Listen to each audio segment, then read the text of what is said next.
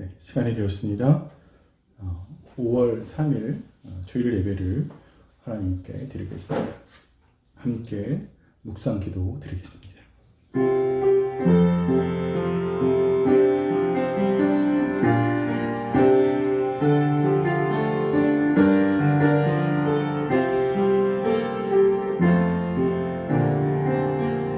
복 있는 사람은 악인 이의 길을 따르지 아니하며 죄인들의 길에 서지 아니하며 오만한 자들의 자리에 앉지 아니하고 오직 여호와의 율법을 즐거워하여 그의 율법을 주야로 묵상하는도다. 살아계신 하나님 아버지, 하나님의 그 말씀을 우리가 한 마음으로 한 뜻으로 모여서 듣기를 간절히 바랍니다. 하나님 함께 하셔서 이 시간 우리가 마음과 뜻과 정성을 모두어 드리는 예배 가운데 함께하여 주시옵소서. 거룩하신 예수님의 이름으로 기도드리옵나이다. 아멘. 다 함께 찬양하시겠습니다.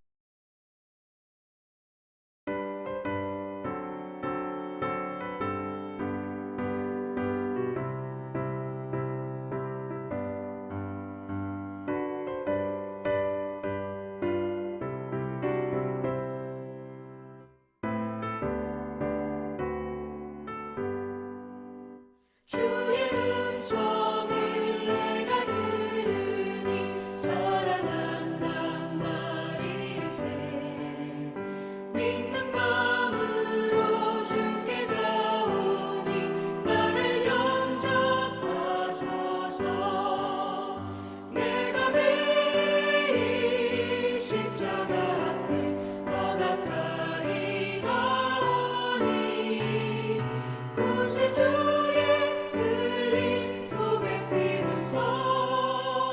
나를 정케 하소서. 주여 넓으신 은혜 베푸사 나를 받아주시고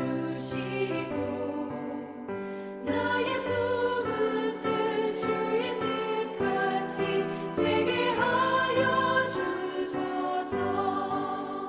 내가 매일 십자가 앞에 더 가까이 가오니 구세주의 흘린 몸의 피로써 나를 정케 하소서.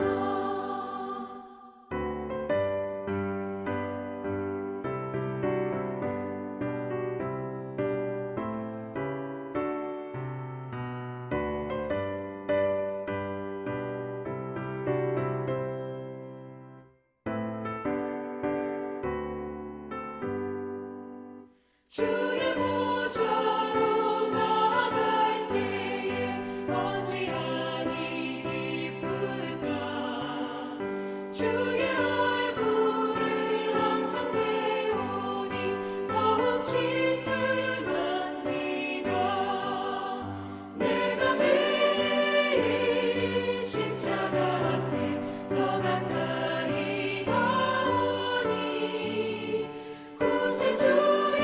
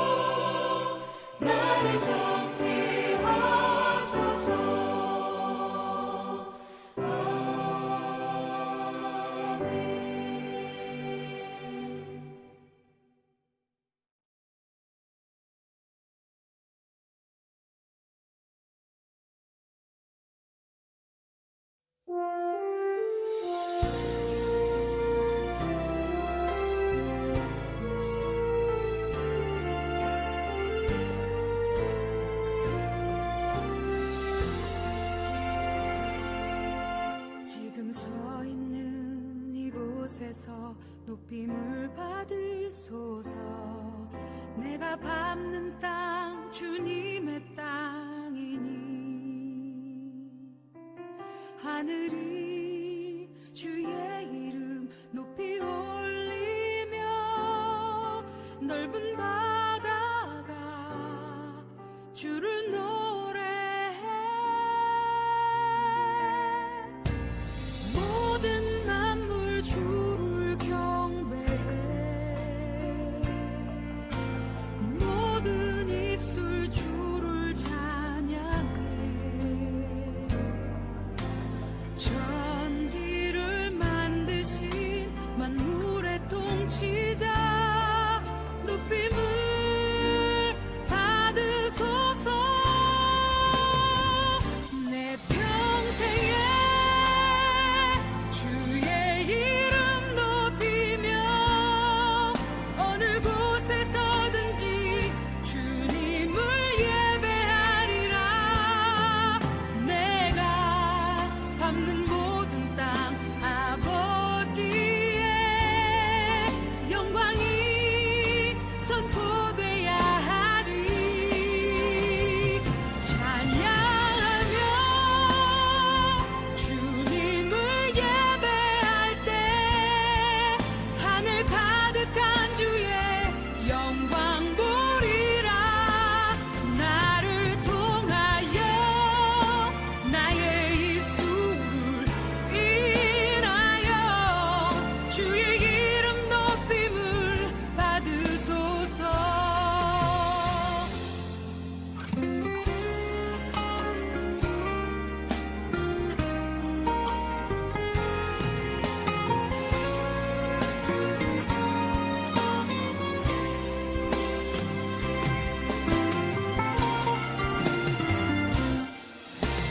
모든 만물 주를 경배해. 모든 입술 주를 찬양해. 천지를 만드신 만물의 통치자 높임을 받으소서. 내 평생에 주의 이름 높이며 어느 곳에서든지 주님을 예배하리라. 내가 밟는 모든 땅 아버지의 영광이 선포돼야 하리. 찬양하며 주님을 예배할 때 하늘 가득한 주의 영광 보리라.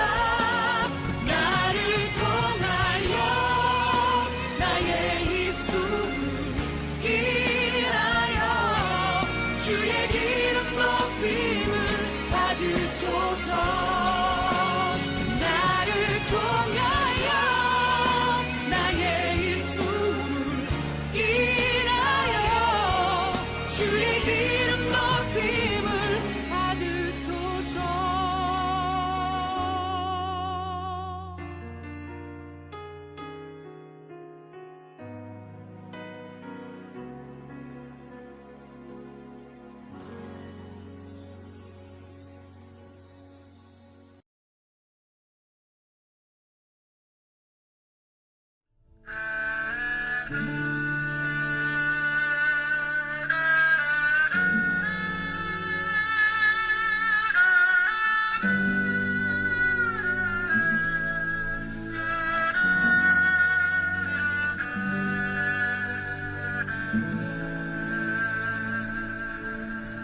오직 주의 사랑에 매여 내 영 기뻐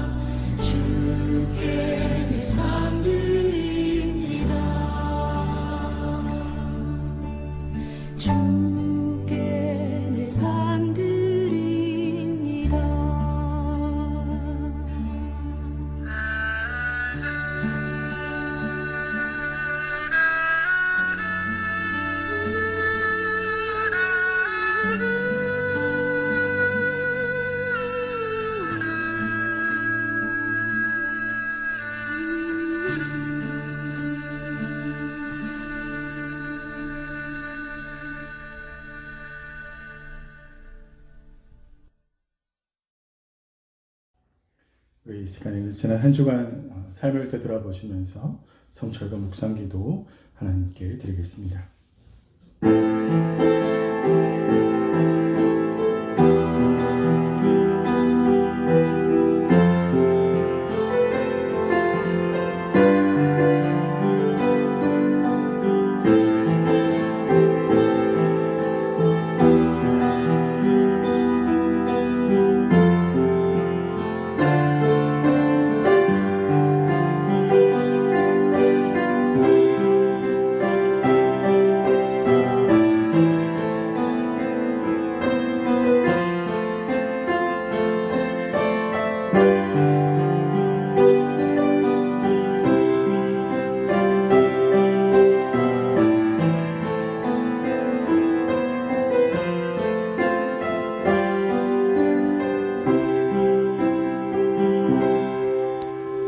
하늘에 계신 우리 아버지여, 이름이 거룩히 여김을 받으시오며 나라가 임하시오며 뜻이 하늘에서 이루어진 것 같이 땅에서도 이루어지이다.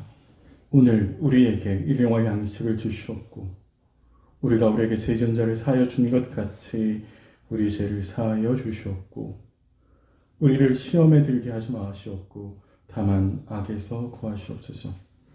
나라와 권세와 영광이 아버지께 영원히 있사옵나이다. 아멘. 우리 다 함께 찬송 39장 같이 찬양 드리겠습니다.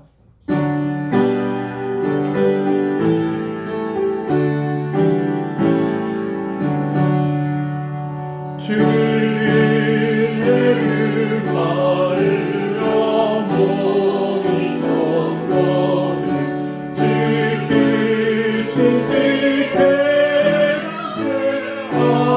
하옵소서. 내 고통의 멍에를 아롭게 되니 날 구속하시니 찬양하리. 주를 곁에서 인도하시니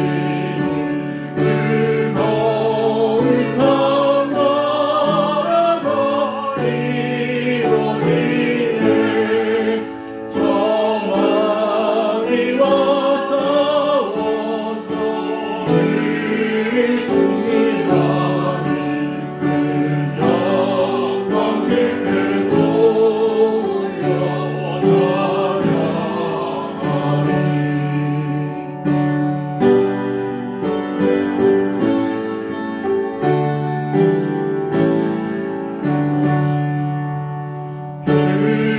주위의 방패와 창문 되시니 나 승리의 주님을 따릅니다. 큰 환난을 당할 때 이루시니 승천과 높이 불러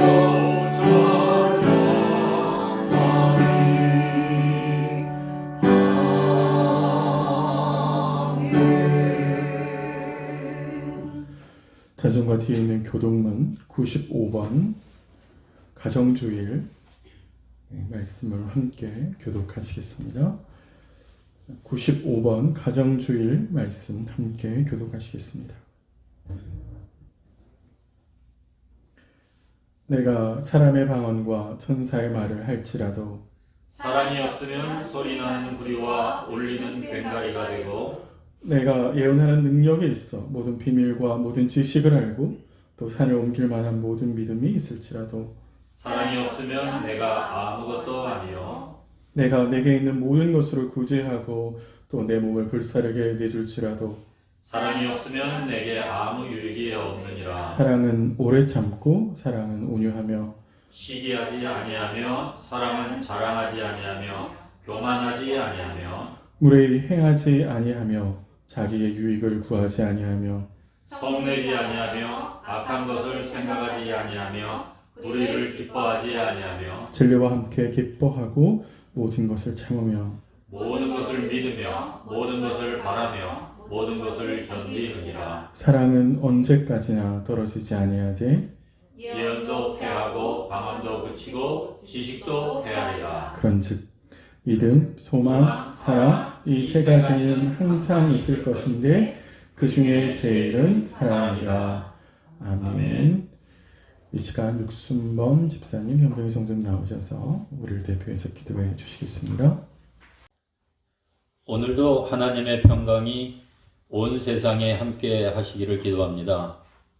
세계가 놀라운 과학의 발전을 이룩하며 인간의 위대함을 마음껏 드러내 왔는데 코로나19로 인하여 세상이 혼란에 빠졌습니다.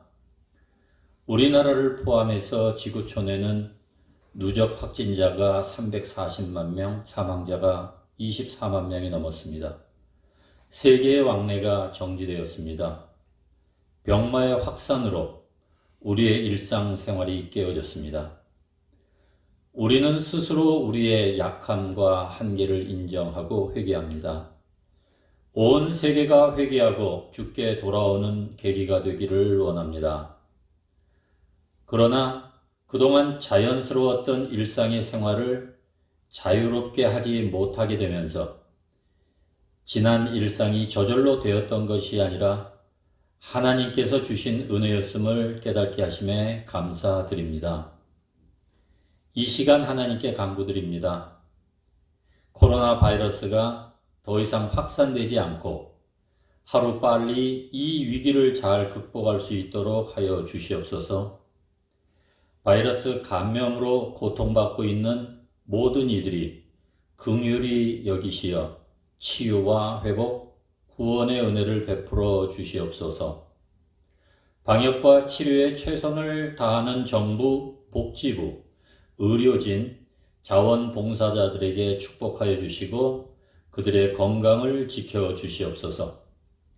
우리에게 맡겨주신 일터가 코로나의 피해와 어려움을 극복하여 이겨낼 수 있도록 인도하여 주시옵소서. 각 가정에 있는 성도들의 가족과 사회와 일터의 동료들을 안전하게 지켜 주시옵소서.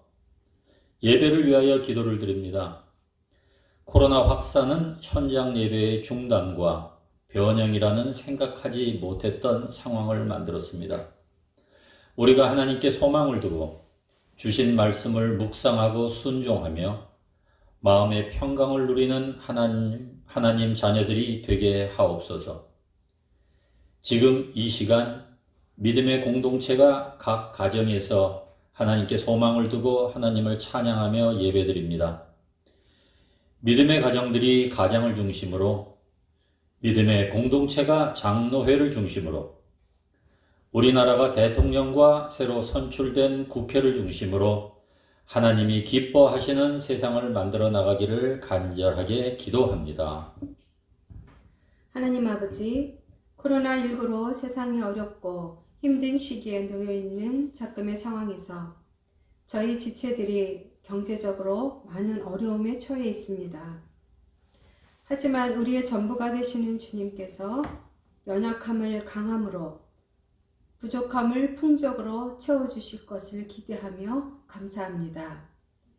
함께 모여 예배드리지 못하고 흩어져서 예배를 드리는 이때에 각 가정에 예배가 회복되어 삶이 예배가 되고 선하고 기쁘신 뜻을 따라 복된 삶을 살아내길 원하고 바랍니다. 이 시간 화재로 어려운 상황에 처해 있는 전태포 목사님을 위해 기도합니다.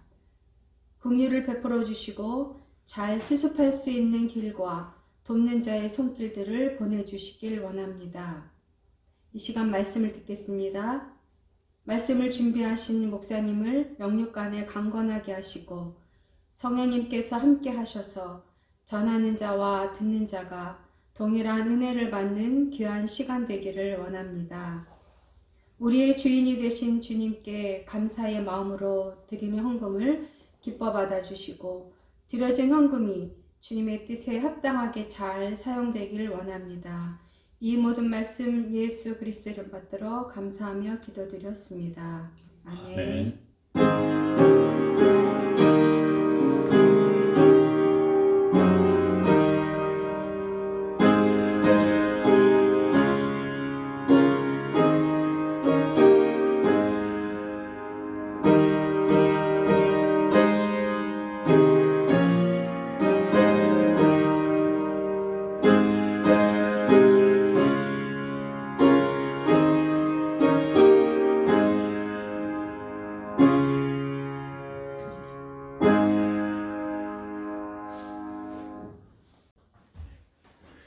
우리 이 시간 성찬 우리 함께 진행하겠습니다. 제가 먼저 성찬 제정의 말씀 낭독하겠습니다. 또 떡을 가져 살해하시고 떼어 저에게 주시며 가라사대 이것은 너희를 위하여 주는 내 몸이라 너희가 이를 향하여 나를 기념하라 하시고 저녁 먹은 후에 잔도 이와 같이 하여 가라사대 이 잔은 내 피로 세우는 새 언약이니 곧 너희를 위하여 나를 붓는 것이라. 주님 말씀 받들어서 성찬 예식을 진행하겠습니다. 찬송가 149장 1절과 2절 같이 찬양하겠습니다.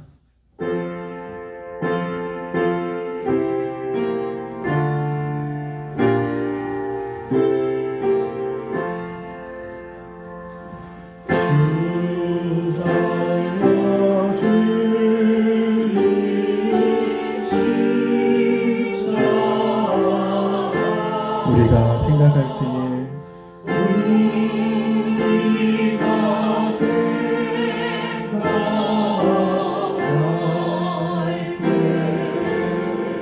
세상에 속한 욕심을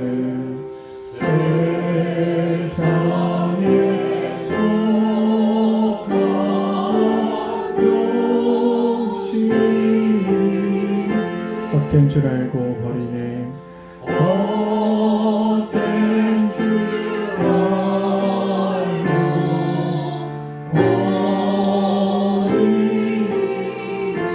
죽으신 구주 밖에는 죽으신 구주 밖에 자랑을 말게 하소서 자랑을 말게 하소서 보혈의 공로 입어서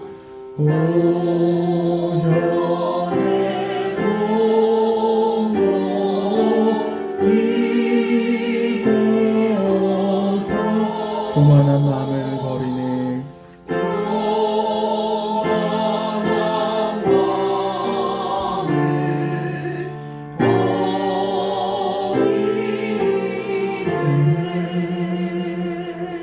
아멘. 우리 이 시간에는 분병과 분잔 하도록 하겠습니다.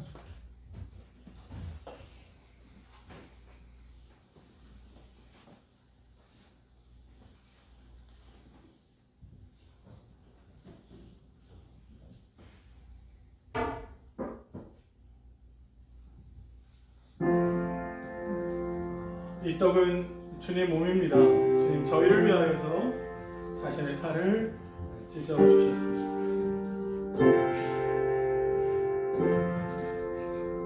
이 피는 이 잔은 주님 피입니다. 주님 저희를 위하여서 자신의 피를 흘려 주셨습니다.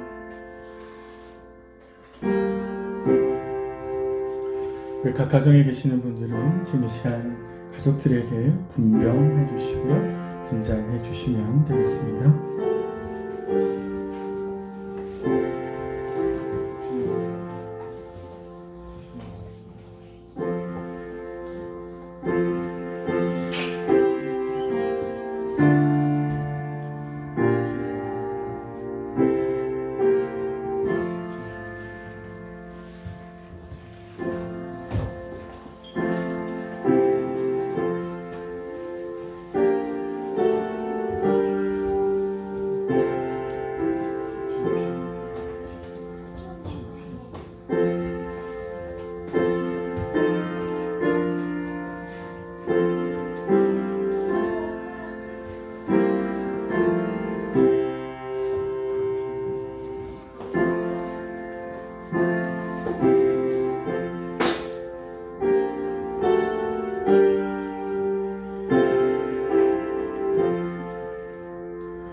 우리 같이 기도드리겠습니다.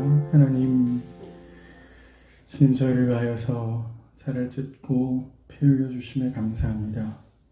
당신의 죽으심으로 우리가 구원을 받고 당신의 죽으심으로 우리가 새로운 백성이 됩니다. 당신의 은혜를 감사합니다. 주님 저희 안에 생명이 되어 주시고 저희 안에 영원히 되어 주시옵소서.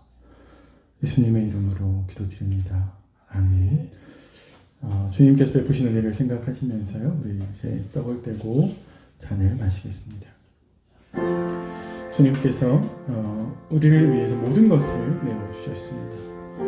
그 주님께서 당신의 말씀을 지키시는 자들을 보호하실 것입니다. 또한 영원한 하나님의 나라로 우리를 인도하실 것입니다.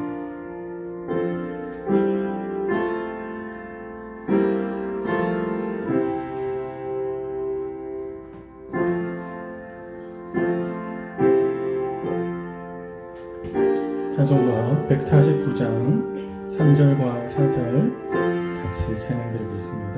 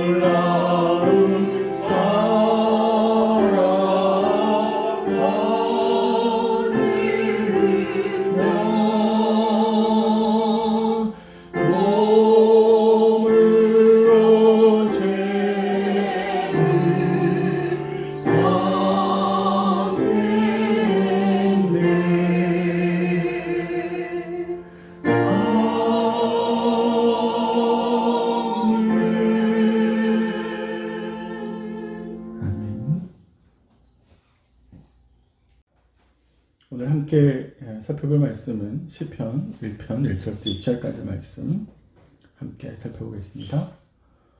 하나님의 말씀은 구약성경 시편 1편입니다. 1절부터 6절까지 말씀 함께 한 절씩 교독하겠습니다.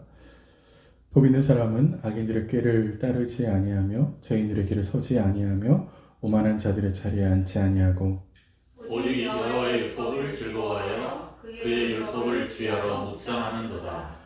그는 시냇가에 심은 나무가 철을 따라 열매를 맺으며 그 잎사귀가 마르지 아니함 같으니 그가 하는 모든 일이 다 형통하리로다. 악인들은 그렇지 아니하며 오직 바람에 나는 겨와 같도다.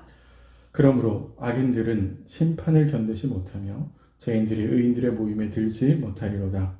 무릇 의인들의 길은 여호와께서 인정하시나 악인들의 길은 망하리로다. 아멘.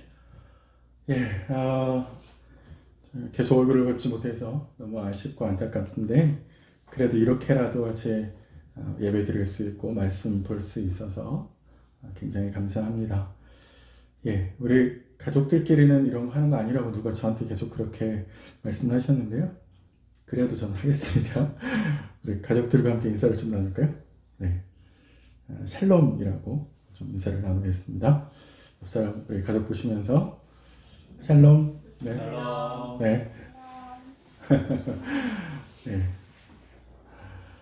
우리 기도하고 말씀드릴까요? 주님, 말씀 앞에 우리 자신을 또 세우고 말씀을 통해서 하나님의 뜻을 깨닫고 또 살아갈 수 있는 힘을 얻고자 합니다. 주님 말씀을 잘 들을 수 있도록 깨달을 수 있도록 말씀대로 살 수 있도록 우리를 붙들어 주십시오. 예수님의 이름으로 기도드립니다. 오늘 시편 1편의 말씀, 우리가 큐티 계속 하고 있는 시편의 말씀인데요. 시편 1편은 시편 전체를 여는 대문과 같은 역할을 하고 있는 시여서 저희가 시편 말씀을 설교 시간에 살펴본 지가 그리 오래되진 않았는데 그래도 23편까지 쭉 큐티 말씀이 이어져서요. 좀 복습한다는 의미로 그리고 시편 전체의 방향을 좀 생각해 본다는 의미로 시편 말씀을 좀 같이 또 1편 말씀을 오늘 같이 좀 생각해 봤으면 좋겠습니다. 예, 같이 살펴보실까요? 우리 성경은 오늘 1절의 시작을 복 있는 사람은 이렇게 이제 하면서 시작을 하는데 히브리 성경은 이렇게 되어 있습니다. 복되다 그 사람이라고 하면서 그 복된 그 사람이 어떤 모습을 하고 있는지 이렇게 쭉 설명해 가는 방식으로 쓰여 있습니다. 우리말에는 이제 관계사라고 하는 게 없잖아요. 영어에 that 이렇게 이런 게 없어서 그런데 히브리어는 그 관계사라는 게 있어서 그 복된 사람이 어떤 사람인지를 쭉 설명하고 있습니다. 우리가 좀 더 구체적으로 들어가기 전에 시편 1편이 많은 시편들 가운데 여기 딱 첫 자리에 왔잖아요. 그리고 그 첫 자리에 온 시편 1편이 다루는 주제가 복의 주제를 다루고 있습니다. 그건 쉽게 말해서 복이라고 하는 주제가 굉장히 중요할 뿐만 아니라 많은 사람들이 복에 대해서 관심이 있다는 것이고 그리고 그 복을 어떻게 이해하느냐에 따라서 우리 인생이 크게 달라질 수 있다라고 이야기하는 것이죠. 생각해보면 사실 우리 시대도 마찬가지고 옛날도 마찬가지인데 시대를 어디든 가는 사람 어디든지 인간 사회에서 복은 참으로 중요하고 관심의 대상이 되었습니다. 어떤 시대를 막론하고 복을 받기를 바라죠. 그래서 옛날에 어른들이 뭘 했냐면 복 받으려고 생각해 보시면 제가 아직도 기억이 나는데 어릴 때 옆에 테두리에 동그란 테두리를 해서 이렇게 베개가 있었는데 그 양쪽 동그란 데다가 복자를 새겨 넣었습니다. 저희 어머님이 저희 아버님한테 시집을 오셨을 때 그릇을 해오셨는데 새 그릇, 아주 무거운 새 그릇. 근데 그 뚜껑에 딱 보면 복자가 있었어요. 그리고 숟가락 거기에도 복자가 있었습니다. 사실 이건 우리가 얼만큼 복에 대해서 관심이 많은지 그리고 또 복을 받기를 바라는지 열망들을 잘 보여주는 것이죠. 사람들은 복을 받기 위해서 뭔가를 또 하려고 하고 그리고 뭔가를 하지 않으려고 하기도 합니다. 사실 이 모두한 것들은 우리가 얼마나 복에 대해서 민감한지 또 그 복을 받기를 원하는 건지 그런 마음들을 보여주는데요. 오늘 1편에 있는 말씀 살펴보면 시인도 우리에게 복에 대해서 복 있는 사람의 모습에 대해서 어떤 사람이 과연 복 있는 사람인가 라고 이야기를 하는데 사실 우리가 같이 읽었습니다만 시인이 설명하는 방식이 조금 독특합니다. 1절을 잠깐 다시 볼까요? 복 있는 사람은 악인들의 길을 따르지 아니하며 죄인들의 길을 서지 아니하며 오만한 자들의 자리에 앉지 아니하고 이렇게 하죠. 보면 아니하고 이렇게 설명하면서 시인이 어떻게 설명하냐면 부정적인 방식으로 복 있는 사람은 이거 안 하는 사람이에요 라고 설명하는 것처럼 보이는데 아니 조금만 더 들어가 생각해 보면 시인이 어떤 방식으로 생각하냐면 상대방의 관점에서 그러니까 시인이 누군가를 반대하는 것처럼 보이는데 그 반대하는 사람의 입장에 서서 그거 아니에요 라고 이야기한다는 겁니다. 무슨 말이냐면 이게 복 있는 사람이에요 라고 당시에 주류를 이루던 대세를 이루는 사람들이 이런 게 복 있는 사람의 모습이에요 라고 이야기를 했다면 시인은 그 사람들의 주장을 받아서 아니요 그거 아니에요 라고 지금 이야기를 하고 있다는 것이죠. 그래서 당시에 대세라고 불리는 모든 사람들이 공감하는 그런 식의 생각들을 가지고 와서 그거 아닙니다 라고 이야기하는 것처럼 보인다는 거예요. 그래서 그걸 자세히 살펴보면 시는 이런 말을 쓰잖아요. 꽤 그리고 그 다음에 길, 그 다음에 무슨 씁니까? 자리 이렇게 쓰죠. 깨라는 말은 쉽게 말하면 생각이라는 거예요. 깨는 생각을 보여주고요. 길이라는 말은 행동을 보여주고요. 그리고 자리라는 말은 모임을 뜻해요. 모임. 그러면 이렇게 되는 겁니다. 이게 점층적으로 되어 있는데 생각이 쌓이면, 어떤 생각이 들어와서 그게 계속 쌓이면 뭐가 돼요? 일정한 행동의 양식이 되죠. 패턴이 되는 겁니다. 그리고 그 패턴이 계속 반복이 되다 보면 어떻게 됩니까? 어느덧 그 패턴이 내 삶의 일부가 되고 삶의 모습이 되는 것이죠. 삶의 자리매김을 하게 되는 것이죠. 근데 그거 깨가 길이 되고 길이 자리가 되는 그 과정을 설명하는 것도 시인이 쓰는 용어가 굉장히 재밌습니다. 한번 보세요. 처음에는 악인들의 깨를 따른다 그러잖아요. 따르지 아니한다라고 말하는데 이 따른다는 말은 걸어간다는 거거든요. 근데 죄인들의 길에 서지 않는데요. 그러면 걷다가 지금 뭐예요? 멈춰 서죠.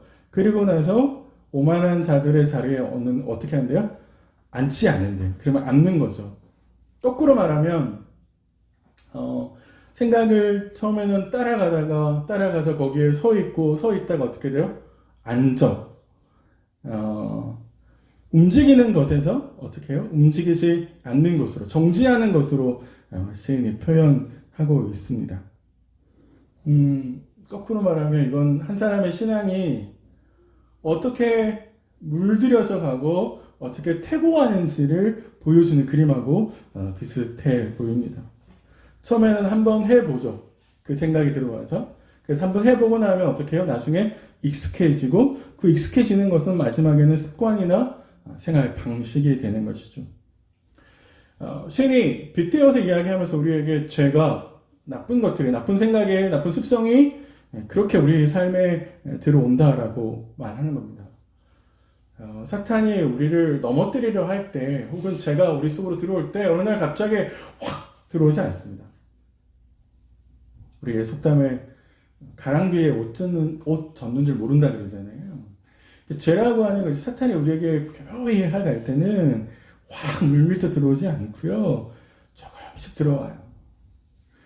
어떤 행동들이 습관이 되는 과정들을 한번 잘 생각해 보십시오. 갑자기 들어오지 않거든요. 그러니까 시인이 부정적으로 묘사하는 사람들이 있는데 악인들, 죄인들, 오만한 사람들이 있는데 이 사람들이 처음부터 죄인이고 처음부터 오만한 사람들이 아니었다라고 하는 것들을 우리에게 생각하게 하는 거죠. 시인이 우리에게 이런 복 있는 사람은 이런 꾀나 자리나 길을 따르지 않아요. 그러면서 점층적으로 그리고 모습은 점점 멈추는 모습으로 설명을 하는 것은 반대로 우리에게 경고하는 거죠. 뭐가요? 뭐가 경고할까요? 우리도 그럴 수 있다는 거죠. 복 있는 사람이라고 불리우는 사람들이, 의인이라고 불리우는 사람들이 그렇게 따라갈 수도 있다라고 경고해 주는 겁니다. 요번에 아주 무서운 사건 중에 하나가 N번방 사건이라는 게 있었잖아요. 아주 젊은 사람이 나왔는데 그런 사람들은 뭐 처음부터 그렇게 된 게 아니잖아요. 생각해 보세요. 처음부터 N번방 같은 사건을 일으킬 거라고 생각하지 않았을 겁니다. 호기심 같은 생각들이 들어오고 그것이 일상의 삶으로 계속 반복되고 그것이 어느덧 패턴이 되는 것이죠. 연쇄 살인 사건을 일으킨 사람들 주범을 보면 그 사람들이 처음부터 그런 아주 무서운 끔찍한 사건을 일으키는 것이 아니죠. 우리가 속담에 바늘도둑이 소도둑 된다 그러잖아요. 소를 훔치기까지는 처음에 바늘로부터 조그마한 것들부터 시작을 하죠. 마찬가지입니다. 우리 삶에 들어오는 죄의 모습은 작은 생각으로부터 들어와서 삶의 습관이 되기까지 굉장히 많은 시간들이 걸리는 거죠. 그래서 그런 생각이 들어오고 그 생각의 자리를 잡고 그것이 삶이 되는 것입니다. 시인은 우리도 그럴 수 있다라고 경고를 합니다. 생각을 해야 된다라고 이야기하는 거예요. 그렇게 생각해 보면 사실 시인이 이야기하는 악인, 죄인, 오만한 자는 아주 특별한 사람이 아닙니다. 뭔가 이런 죄악을 저지른 사람은 뭔가 정해져 있을 거야. 우리는 그렇게 생각하지만 아니요, 그렇지 않습니다. 나중에 보게 되겠습니다만 하나님의 말씀을 고집지 않고 하나님의 말씀을 따라가지 않고 자기 인생의 주인이 되어서 인생을 스스로 설계하려고 하는 모든 사람이다. 사실 시인이 말하고 있는 이 오만한 자의 범주에 들어갈 수 있죠. 또 하나 재미있는 표현이 있는데요. 시인이 이렇게 이야기하잖아요. 자세히 한번 보세요. 1절을 다시 한번 볼까요? 1절을 보시면 복 있는 사람은 이렇게 이야기하죠. 근데 복 있는 사람은 이라고 이야기하면서 그 복 있는 사람과 대조를 이루는 대조군에 있는 사람들은 어떻게 표현합니까? 악인들, 죄인들, 오만한 자들이라고 표현하죠. 복 있는 사람은 단수로 표현하는데 상대에 있는 사람들은 다 복수로 표현합니다. 이게 나중에 6절에 가면 그 복 있는 사람들이 가는 길을 의인들의 길이라고 표현하고요. 악인이 가는 길을 악인들의 길이라고 이야기하는데 인생에 가는 길은 어떤 사람들이 그 길을 가느냐에 따라서도 구분할 수 있지만 얼마나 많은 사람들이 가느냐로도 그 길을 구분할 수 있는 것입니다. 왜 복수로 표현할까요? 복 있는 사람은 단수로 표현하는데 악인들은 왜 복수로 표현할까요? 예수님이 말씀하신 두 길의 비유에 생각을 해보면 악인들이 가는 길이 뭐예요? 많은 사람들이 가는 거죠. 쉽게 말하면 대세를 이루는 겁니다. 밴드웨건이라고 혹시 들어보셨어요? 선거할 때 자주 나오는 표현인데 밴드웨건. 이게 뭐냐면 선거할 때 여론조사를 하잖아요. 어떤 후보가 압도적으로 1위를 하고 있어요. 그러면 아직 유권자 중에서 후보를 정하지 못했던 사람들이 어떻게 하냐면 그 밴드웨건 효과에 따라서 대세를 이루고 있는 사람한테 어떻게 해요? 그냥 따라가서 그 사람을 찍어요. 그거를 밴드웨건 효과라고 부릅니다. 뭐 경제에서도 연구하고요. 예전에 우리 대통령 선거할 때 어대문이라는 말 혹시 들어보셨어요? 지금 대통령 하고 계시는 문재인 대통령이 어차피 대통령은 문재인이야. 물론 그쪽 미시는 분들이 이제 주장하신 건데 그게 밴드웨건 효과를 누리려고 하는 것이죠.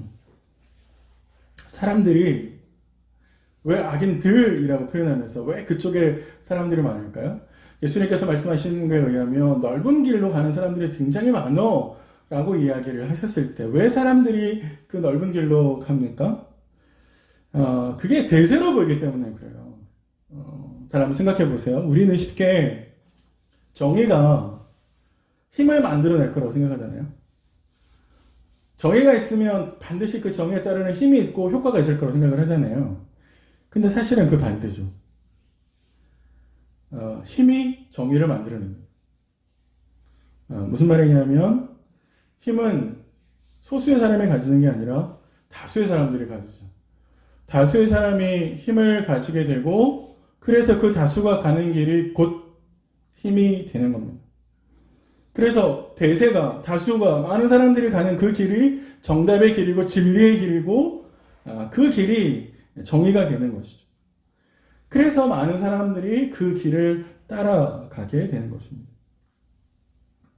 시인이 복 있는 사람의 대조군으로 등장하는 죄인들, 악인들, 오만한 자들이라고 표현하는 이유가 바로 여기에 있습니다. 근데 우리가 더 주목하고 더 힘든 건 뭐냐면 이게 우리는 복 있는 사람은 교회 안에 있는 사람이고 나머지 악인과 죄인과 오만한 사람은 교회 밖에 있는 사람 이렇게 보면 참 쉬운데 근데 시인이 묘사하는 이 그림 속에서는 이들은 모두 다 한 공동체 안에 있는 사람들이라고 하는 겁니다. 대세를 이룬 힘을 이룬 사람들이 그래서 영향력을 행사하려는 사람들이 그런데 꾀를 부리고 또 악한 짓을 하는 사람들이 공동체 밖에 다른 나라에 있는 사람들이 아니라 한 공동체 안에 있는 거죠. 생각해 보세요. 이스라엘은 하나님을 믿는 것 외에 다른 건 없어요. 무신론자 이런 거 없습니다. 모두 다 하나님을 믿는 그런 신앙이거든요. 그러니까 생각해 보시면 그렇게 대세를 이루는 사람들이 힘을 가지고 그 힘을 가진 사람들이 영향력을 행사하면 사실 우리는 무시할 수가 없죠.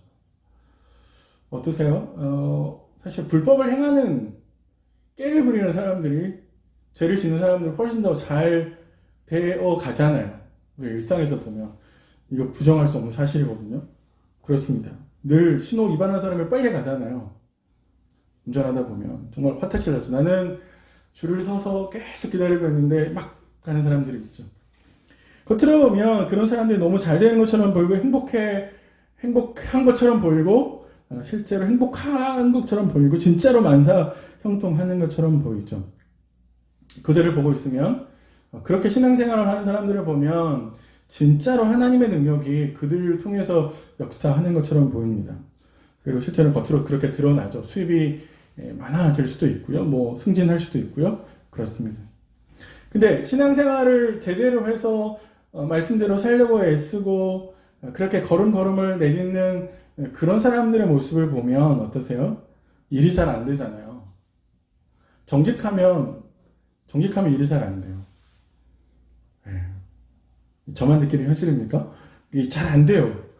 그게 잘 돼야 되는데 잘 안 돼요. 잘 안 되기 때문에 쪼그라들죠. 그래서 불법을 행하는 사람들의 삶의 방식, 그런 스타일, 그런 길들을 쫓아가고 싶은 유혹이 들게 됩니다.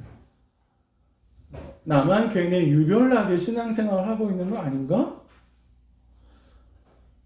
이런 생각이 들 때가 있죠. 그렇게 보면 시인이 말하는 복 있는 사람의 모습은 대세를 거스르는 삶이 됩니다. 교통의 흐름을 일정한 방향으로 가고 있는 그런 교통의 흐름을 거슬러 씨름하는 삶인 거죠. 한 공동체 안에서 대세를 이루고 있는 삶은 그렇지 않은 사람들에게 자연스럽게 압력을 행사하게 되거든요. 자연스럽게 힘을 행사하게 되죠. 자연스럽게 압력이 들어옵니다. 그래서 마치 복 있는 사람의 모습은 내려오는 에스컬레이터를 그 내려오는 에스컬레이터에 쏟아지는 사람들의 인파를 뚫고 거꾸로 거슬러 올라가는 사람의 모습인 것 같기도 하고요. 그래서 생명으로 가려고 하는 사람들은 그런 깨와 그런 길과 그런 자리들의 유혹들을 물리치면서 가는 길입니다. 그래서 시인은 우리에게 복 있는 사람의 모습을 설명하면서 복 있는 사람은 대세라고 말하는 것들, 그 안에 온갖 불법이 담겨져 있는 정답이라고 이야기하지만 그러나 그 안에 진리가 없는 생각과 삶의 그런 방식을 거부하는 것이라고 이야기합니다. 우리가 생각해 봐야 될 게 있는데요. 그러니까 다들 하기 때문에 나도 해야지라고 하는 게 참 조심해야 돼요. 대세다라고 이야기하기 때문에 하는 것 굉장히 조심할 필요가 있습니다. 이게 진짜 하나님이 기뻐하시는 일인가? 우리는 생각해 볼 필요가 있습니다. 그러면 우리는 누구의 생각을 따라가야 되는가라고 했을 때요. 신이 그에 대한 대답을 2절에서 해주는데 우리 2절에 있는 말씀을 한 번만 읽어보겠습니다. 2절이요. 읽어보겠습니다. 시작. 오직 여호와의 율법을 즐거워하여 그의 율법을 지혜로 묵상하는도다. 시인은 우리에게 행복한 사람의 모습을 설명하고 그리고 나중에 그게 6절에 가면 길이라고 하는 말로 설명을 해주는데요. 행복으로 가는 길, 생명으로 가는 길은 인간의 권고를 따르는 길이 아니라고 지금 이야기하는 겁니다. 누구의 교훈을 따라가냐면 하나님의 교훈을 따라가는 길이라고 말하는 거죠. 악인들은 깨를 만들죠. 길을 만들고 자리를 만듭니다. 힘을 만들려고 하죠. 이렇게 만드는 삶의 전제는 뭐냐면 내 인생은 내가 주인이야 라고 하는 전제가 있는 겁니다. 그 전제 속에서 끊임없이 자신의 삶을 설계하려고 하고 자신의 삶을 이끌어 가려고 하는 거거든요. 그래서 끊임없이 인생을 개척하려고 합니다. 그래서 그들은 묻지 않아요. 기도하지 않습니다.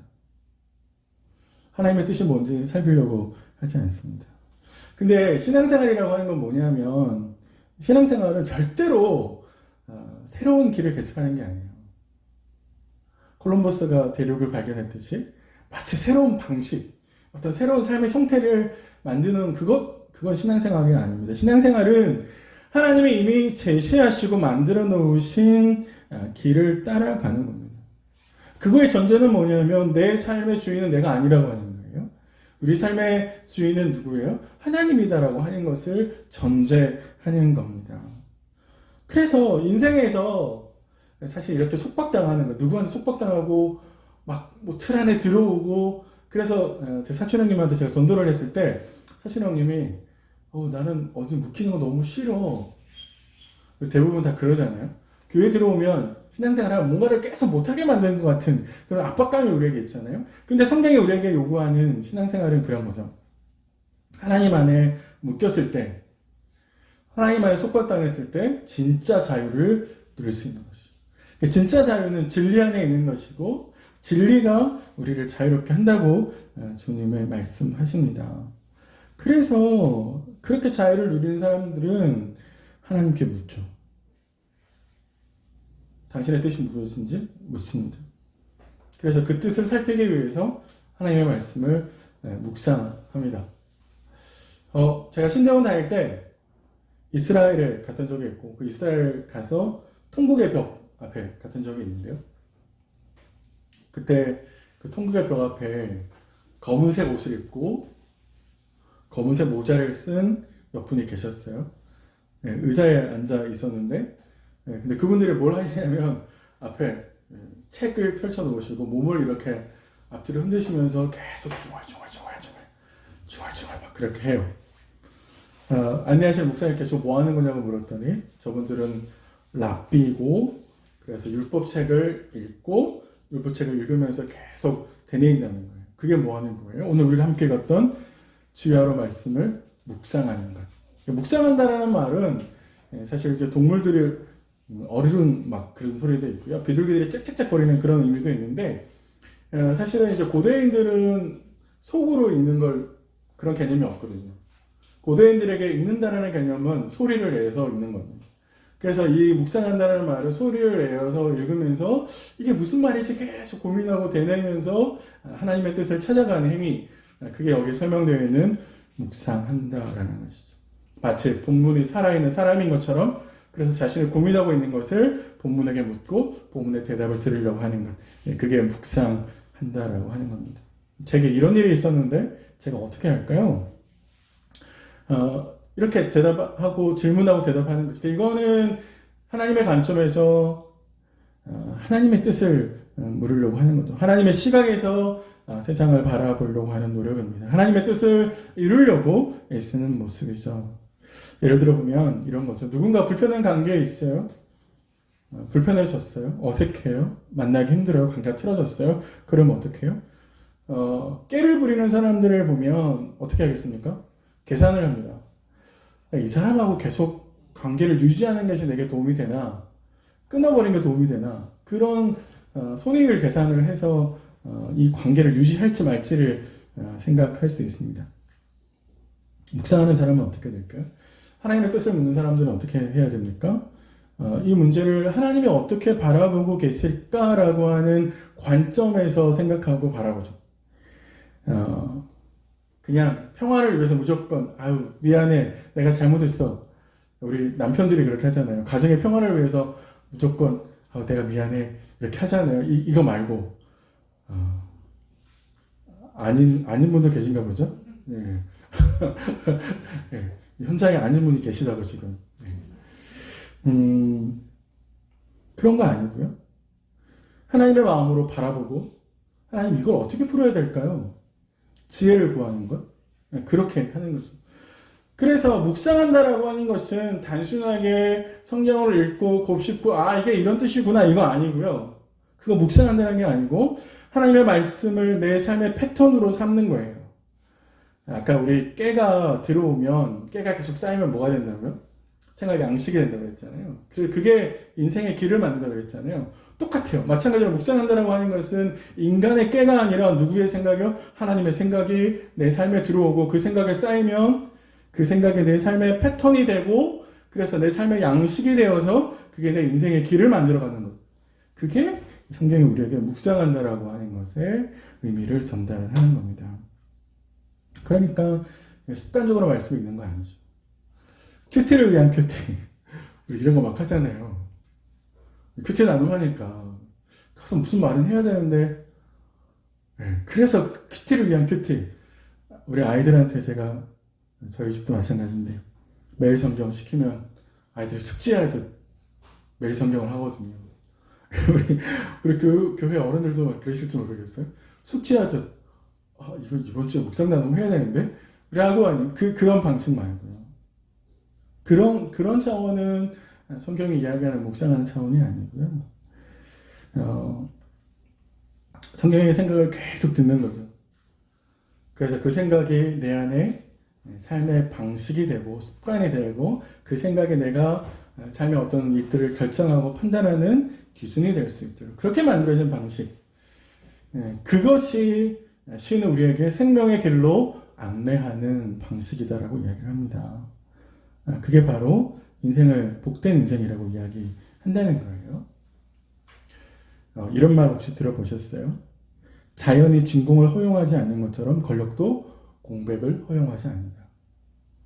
혹시 이런 말 들어보셨어요? 제가 뜰 안에 가서 배운 게 있는데 가지가 있잖아요. 이렇게 올라가잖아요. 맨 위에 올라가는 가지를 탁 자르면 그 밑에 있는 가지들이 제일 높은 곳으로 올라가기 위해서 옆에서 막 이렇게 싸운대요. 그러니까 선점하기 위해서. 이게 재밌게도 내 마음도 그래요. 사람의 마음은요, 공백을 허용하지 않습니다. 내가 하나님의 말씀에 구속받지 않고요, 하나님의 말씀에 통치를 받지 않고, 하나님의 말씀에 지배받지 않으면, 받지 않는 상태 그대로 있으면 좋은데, 절대로 그러지 않아요. 그분이 오십니다. 그분이 오세요. 그분이 오셔서 다른 생각을 넣어주는 거죠.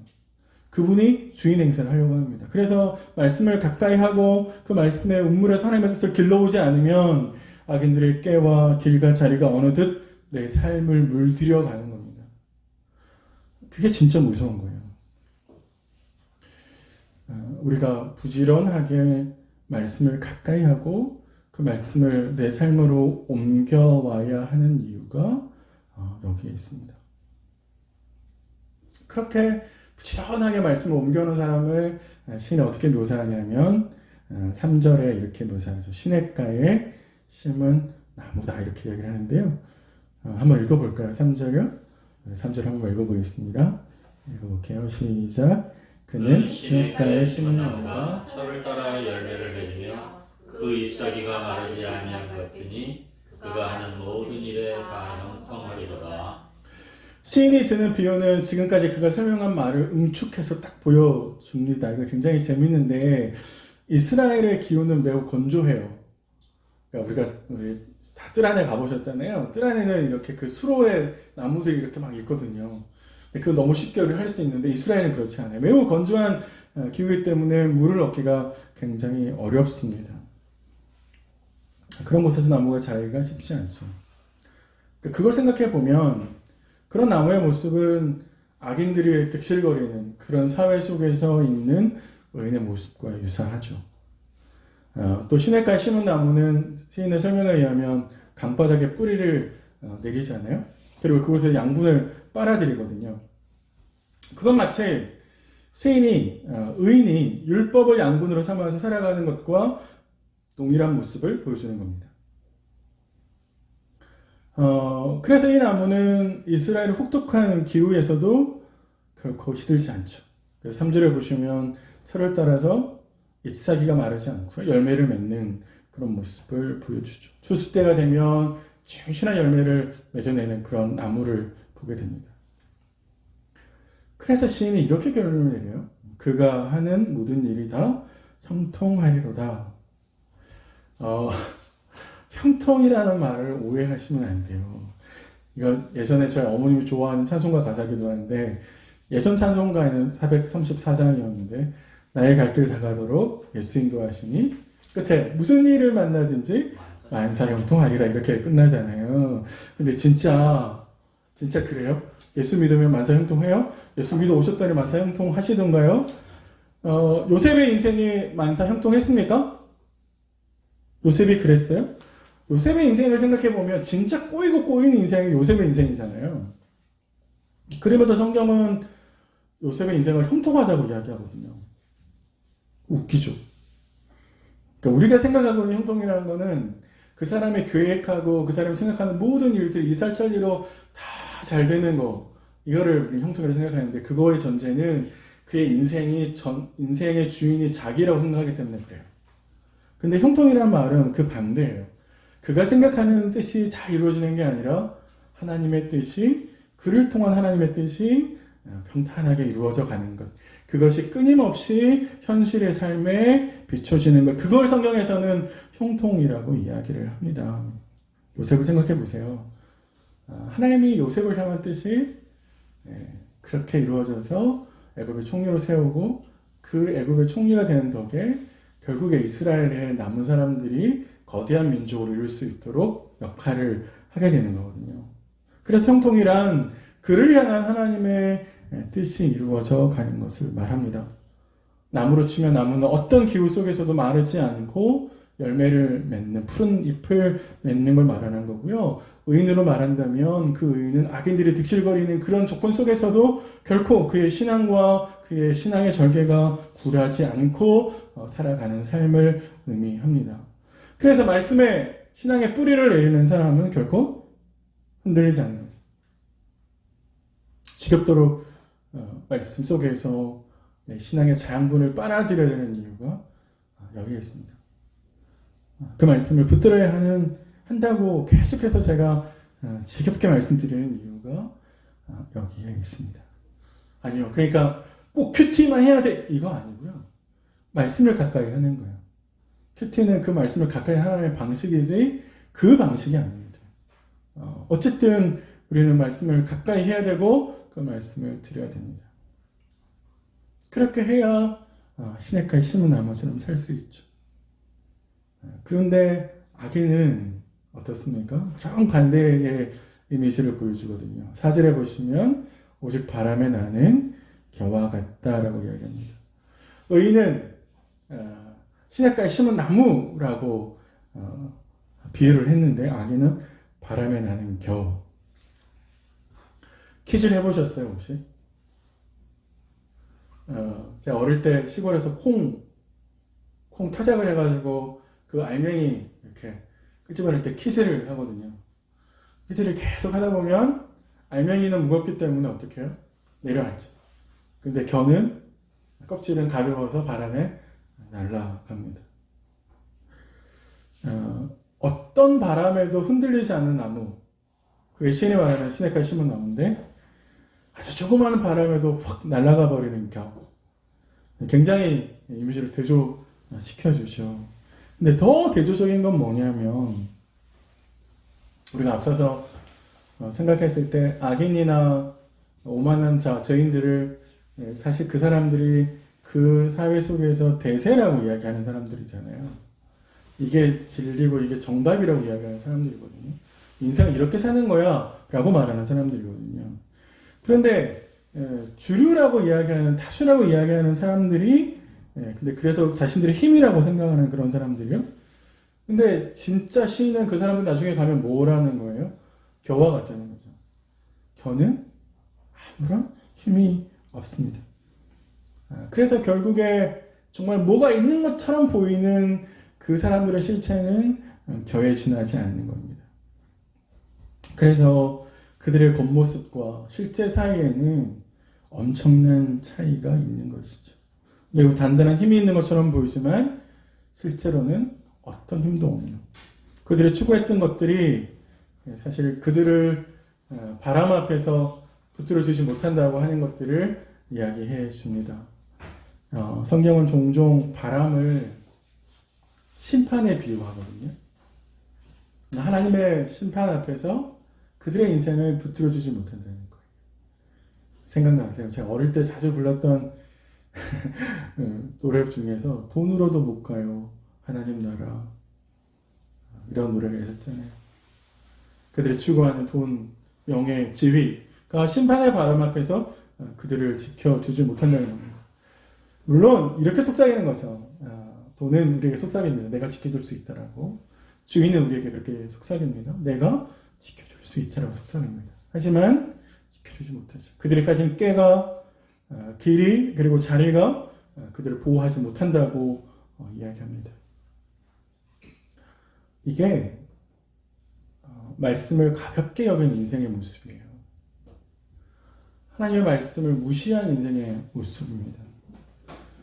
하나님의 말씀을 지겹다고 여기는 인생의 모습이 이렇게 되는 것이죠.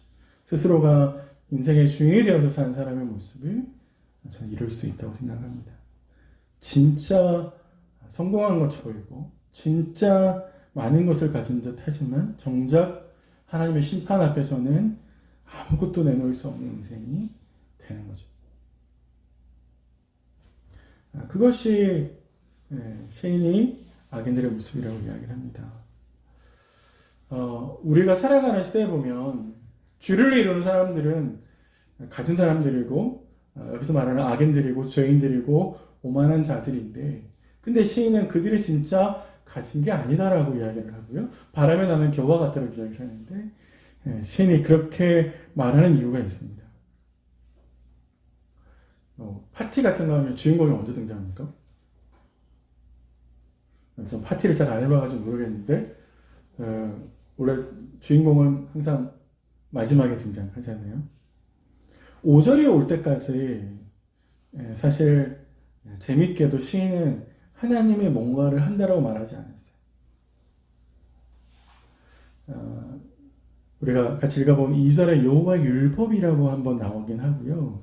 그거 말고 하나님께서 뭔가를 액션을 취하는 것으로 설명한 구절이 한 번도 없었어요. 근데 딱 6절에 가서야 시인이 뭐라고 이야기하냐면 이렇게 이야기합니다. 의인들의 길은 여호와께서 인정하시나 악인들의 길은 망하리로다. 하나님이 숨어 계시는 듯 보이고 아무것도 하지 않은 것처럼 보이지만 실제로 성경은 하나님이 최종 판단자이시고 최종 심판자, 최종 모든 것을 결정짓는 분은 하나님이다라고 이야기를 하는 것이죠. 모든 것이 그분의 손에 의해서 결정된다라고 이야기합니다. 그러므로 시인이 이렇게 말하는 건 그러므로 하나님이 제시하시는 그 길대로 따라오지 않으면 결코 하나님의 인정을 받을 수 없다라고 이야기하는 겁니다.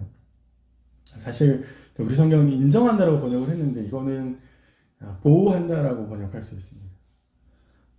히브리어 야다라고 하는 동사인데요. 보호한다라는 뜻이 있습니다. 하나님께서 자신이 제시하시는 길, 제시하시는 방식대로 따라오는 사람들을 보호하시는 것이죠. 그래서 우리가 아까 3절에 모든 일이 다 형통하리로다 라고 말씀드렸던 이유가 온갖 핍박, 어려움 속에서도 의인이 살아남는다라고 제가 설명드렸는데 왜요? 하나님이 그를 보호하시기 때문에 그렇습니다. 하나님 보호하시는 거죠. 하나님이 결정하시는 겁니다. 그러니까 사람들의 시선이 중요한 게 아닙니다. 내가 대세를 따라가지 않을 때 사람들이 어떻게 생각할까? 우리는 사실 끊임없이 사람들의 시선을 신경 쓰거든요. 저기서 어떻게 생각할까? 그런데 사실 그들은 내 인생을 책임질 만한 권한이 없죠. 아니, 책임질라 그래도 책임질 수 있는 능력이 없습니다. 평가할 자격이 없는 것이죠. 책임자는 하나님이시고 평가자는 하나님이십니다. 그래서 우리는 하나님이 어떻게 생각하시고 어떻게 판단하시고 어떻게 보실까를 질문해야 됩니다. 그래서 하나님이 늘 내 삶에서 내 앞에서 나를 보고 계신다라는 생각을 해야 되는 것이죠. 시인이 마지막에 와서 딱 하나님을 등장시켰는데요. 시인이 그러면서 또 한 번 등장시킨 게 있는데 시인 진짜 재밌게도 이렇게 했어요. 5절과 6절을 보면 의인들이라고 표현하죠. 우리 아까 처음에 읽었을 때 복 있는 사람은 이라고 단수였잖아요. 근데 5절과 6절에 가면 그때 딱 가보면 의인들이라고 이야기하면서 하나님이 제시하시는 가는 길은 사람들이 많지 않을 것처럼 보이지만 그래도 그 길을 가는 마치 성전과 같은 그런 사람들이 있다라고 이야기합니다. 늘 외롭게 이 신앙의 길을 가는 것이 우리에게 외롭고 힘들고 어려운 것처럼 보이지만 그러나 그 길을 가는 사람들이 있다라는 거죠. 나만 혼자 이렇게 가는 거라면 진짜 힘들겠죠. 그러나 그 길을 함께 가는 동료들이 있고 동역자들이 있는 겁니다. 저는 우리가 평생에 함께 그 길을 걷는 사람들을 만날 수 있도록 기도해야 된다고 생각해요. 그래서 바른 신앙의 길을 갈 수 있는, 그래서 그 길을 가도록 나를 도울 수 있는 지도자를 만날 수 있기를 기도하고요. 그리고 신앙의 동역자들을 만날 수 있기를 기도해야 됩니다. 무엇보다 더 기도해야 될 건 전 이거라고 생각해요. 지금 우리가 함께 드리고 함께 이룬 우리의 공동체가 바로 그 의인들의 모임이 될 수 있기를 기도해야 되는 것이죠. 그게 진짜 중요해요. 우리 모두가 하나님의 뜻을 따라가는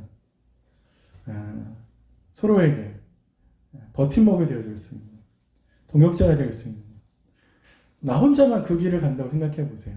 그건 진짜 힘들고 어려운 거거든요.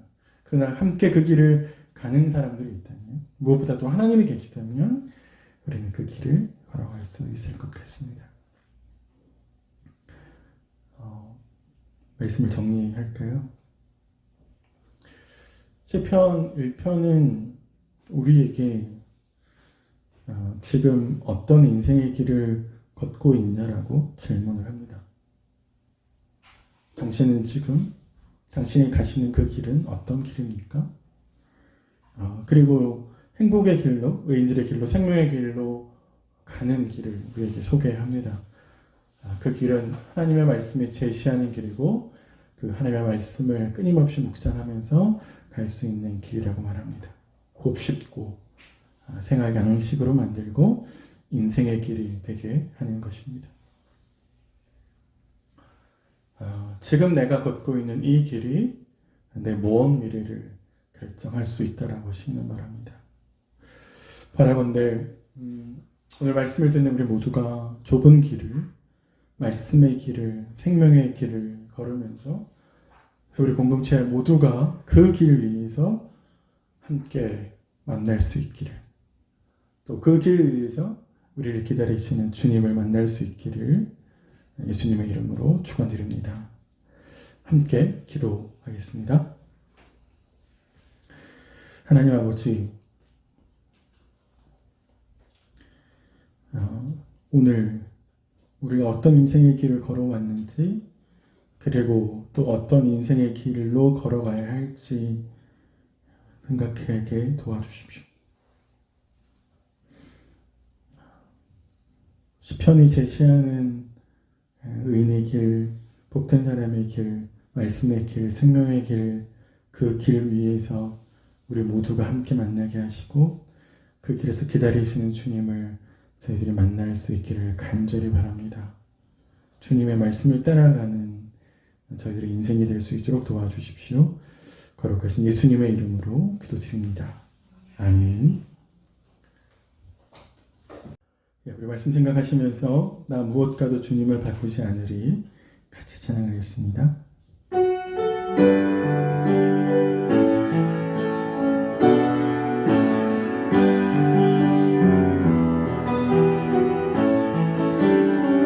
나 무엇과도 주님을 바꾸지 않으리.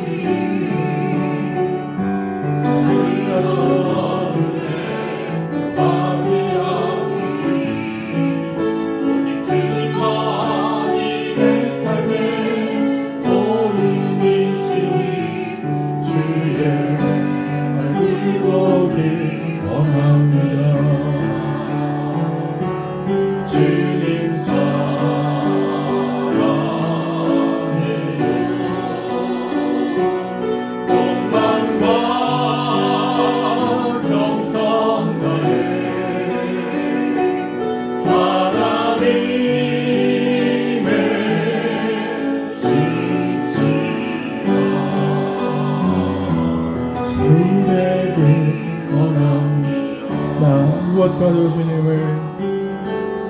무엇과도 주님을 바꾸지 않으리. 나의 어떤 은혜 구하지 않으리. 오직 주님만이 내 삶의 도움이시니 주의 얼굴 보기 원합니다. 주님 사랑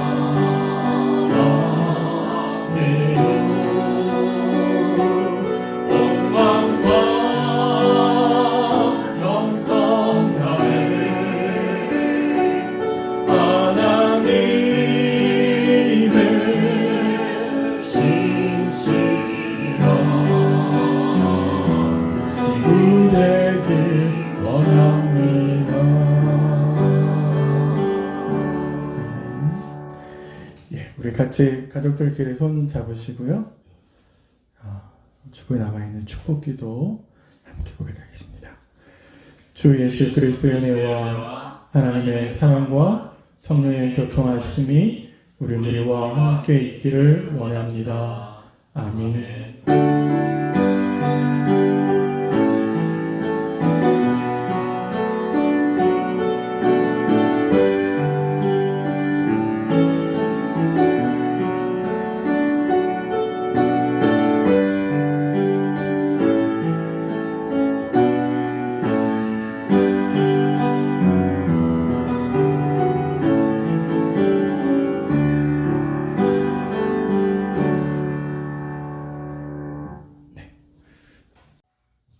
네, 광고 말씀 드리겠습니다. 오늘 다 같이 모였었다면 가정주일 해서 우리 아이들 축복도 하고 또 우리 부모님들 꽃도 달아드리고 막 그랬을 텐데요. 아쉽습니다. 그래도 가정 생각하는 주일입니다. 우리 아이들도 생각해 주시고 또 우리 부모님들도 이번 주에 어린이날, 어버이날 있는데요. 좀 챙겨주시면 좋겠습니다. 오늘도 가정에서 예배를 드립니다. 실시간으로 참여하지 못하신 분들은 밴드를 통해서 예배에 동참해 주시기 바랍니다. 성찬 있었고요. 오후 모임은 이제 5월 달에 저희가 이제 시편이 들어가서요. 제가 1시 40분에 줌으로 시편 강의를 해드리도록 하겠습니다. 오늘은 뭘 할 거냐면 이제 설교 시간에 말씀드렸는데 1편을 말씀드렸고요. 이제 2편도 말씀드릴 거고 그리고 더 나아가서 시편을 어떻게 읽고 적용해야 되는지 제가 몇 가지 좀 말씀드리려고 합니다. 근데 왜 1편과 2편을 중심으로 살피냐면 1편과 2편이 시편의 서론 역할을 하기 때문에 그렇습니다. 그래서 1시 40분에 줌을 통해서 좀 말씀드리도록 하겠습니다. 저희가 모이지 못한 지 2달이 훌쩍 넘어서 이제 2달 하고 이제 첫째 주 맞이하는 건데 다음 주는 예배당에서 모여서 예배를 드리도록 하겠습니다. 다만 정부 시책에 따라서 기저질환이 혹시 있으시거나 건강에 좋지 않으시거나 어린 자녀를 두신 가정은 온라인으로 예배에 동참해 주시기 바랍니다. 현장에서 예배를 드리고요. 또 온라인으로 예배 드릴 수 있도록 조치를 마련하겠습니다. 그래서 예배당에서 못 오시는 분들은 온라인을 통해서 예배에 참여해 주시면 되겠습니다. 5월달 그렇게 예배를 시작하지만 5월은 점심 식사가 없고요. 오후 모임도 모여서 하는 오후 모임은 없습니다.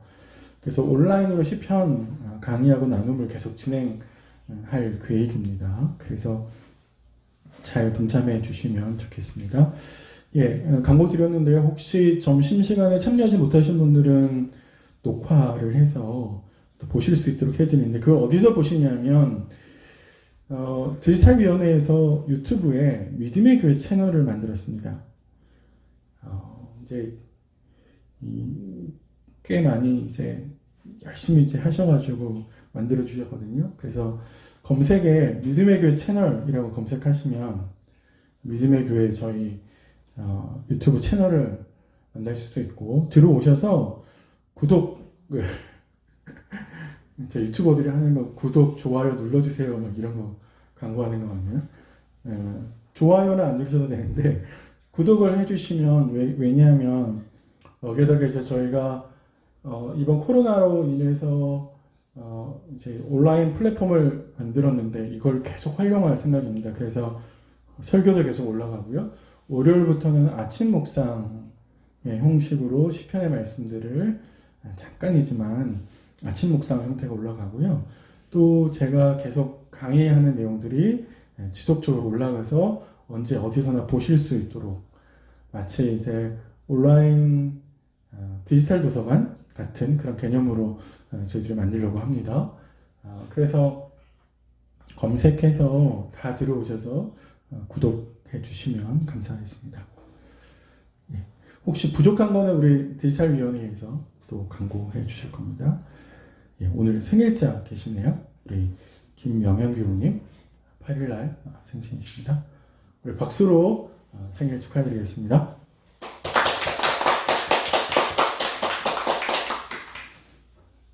네.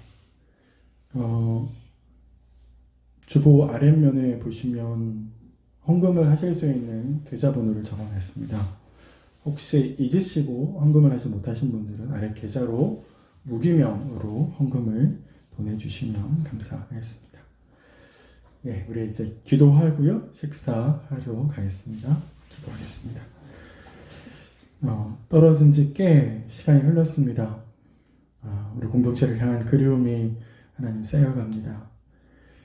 하나님 은혜로 저희 코로나가 이렇게 어느 정도 잡혀서 다음 주부터 저희들이 모여서 함께 예배 드리려고 합니다. 모이는 시간까지 온 교회를 하나님 지켜주시고 또 흩어져 있는 기간 동안 저희가 계속해서 주님 말씀을 따라가는 인생을 살 수 있도록 도와주십시오. 우리 생일을 맞은 김명현 교우님 직장을 오고 가고 또 가정을 살피고 교회와 함께 신앙생활 할 때 하나님 지켜주시고 은혜를 주시고 날마다 하나님과 동행하는 인생이 될 수 있도록 하나님 은혜를 더하여 주십시오. 건강을 지켜주시고 무엇보다 마음의 깊은 평안으로 덧입혀 주시기를 간절히 소망합니다. 하나님 오늘도 저희들에게 일용할 양식을 주셔서 감사를 드립니다. 또 저희들에게 자녀를 주셔서 감사하고 부모님을 주셔서 감사합니다. 이번 한 주간 또 우리 가정을 잘 생각하게 하시고 우리 가족들을 돌아보는 귀한 시간이 있게 도와주십시오. 모든 것을 하나님께 감사를 드립니다. 예수님의 이름으로 기도드립니다. 아멘.